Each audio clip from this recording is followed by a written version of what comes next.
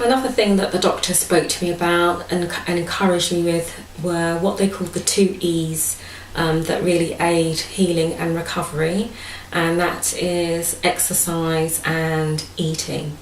With exercise, what they really encourage you to do is to start mobilising as soon as you can, which is really important. And I think one of the things that struck me right at the beginning when I was on the liver ward was just how incredibly weak you feel.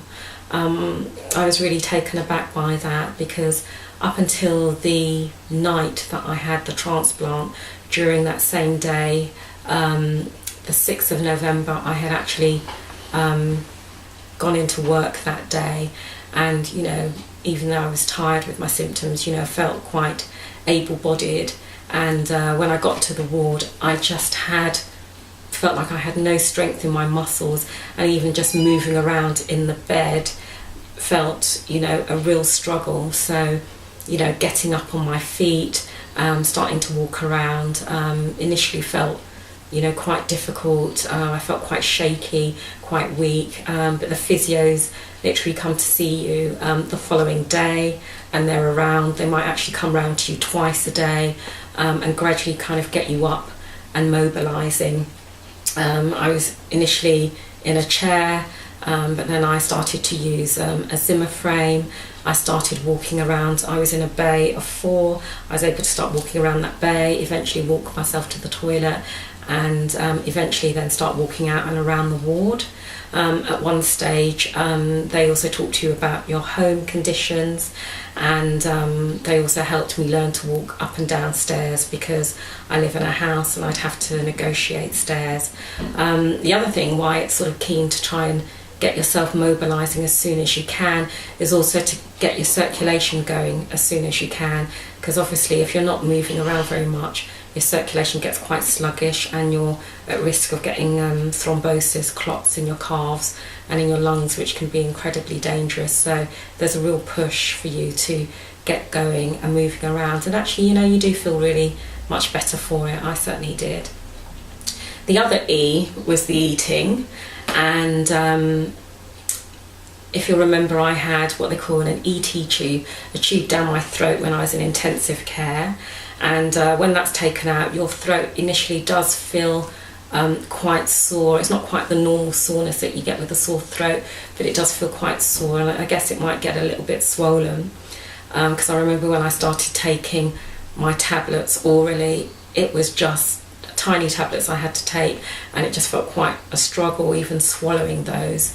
So initially what they do is they get you drinking, just make sure that you can keep down drinks without feeling queasy and sick and throwing it back up, and then they start you on crackers and toast, and once you can tolerate all of that and then get onto normal food, they then took out my nasogastric tube, because I was actually being tube fed with nutritious fluid until that point. But also I saw a dietitian. She was coming around every few days and encouraged me to just eat as much as I could, get food in from home if that helped, get your relatives to bring in food. The actual hospital food was actually not too bad, it was okay. And she also asked the nurses to give me what are called these high calorific drinks, which are about in 200 ml, called Ensure, so I was drinking those as well. So it was just a real push to, eat as much as you can, as well as you can, because all that protein will aid the healing and recovery of your body after surgery.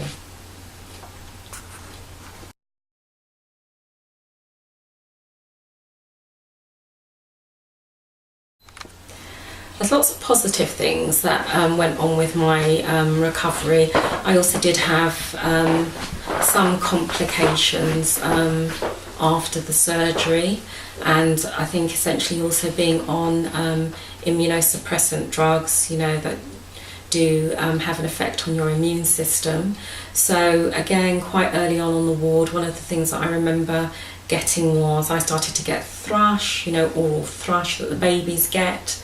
I also got what's called herpes simplex, which is a cold sore virus, and I also got another virus which is called cytomegalovirus. The cytomegalovirus, I was told that I had inherited from my donor, and that apparently around 50 to 60% of the population has this virus anyway in their system, but generally because they're fit and well and healthy and have a good immune system, it doesn't manifest itself with any symptoms. But obviously when you are immunosuppressed, all of these, you become very, what they call, symptomatic. You start to have all of these kind of side effects of those conditions. So I had all of these things going on, not at all pleasant, and so I was on lots of medication for that. I also developed what was called a pleural effusion, which is getting fluid on your lung, and I had a partially collapsed lung, all on the right side where I'd had my surgery. And again, the doctors told me, because your liver is sort of very high up just underneath your lungs, these are some of the complications that could happen. And when I had these problems with my pleural effusion, my partial lung collapse, again there was some infection on that side, so I was on antibiotics for that. But I was also, as part of those symptoms, very breathless, and I had quite a high heart rate. My heart rate was going up to and over 150 beats per minute, so I didn't particularly feel great, and it did take some time for a lot of those symptoms to eventually settle.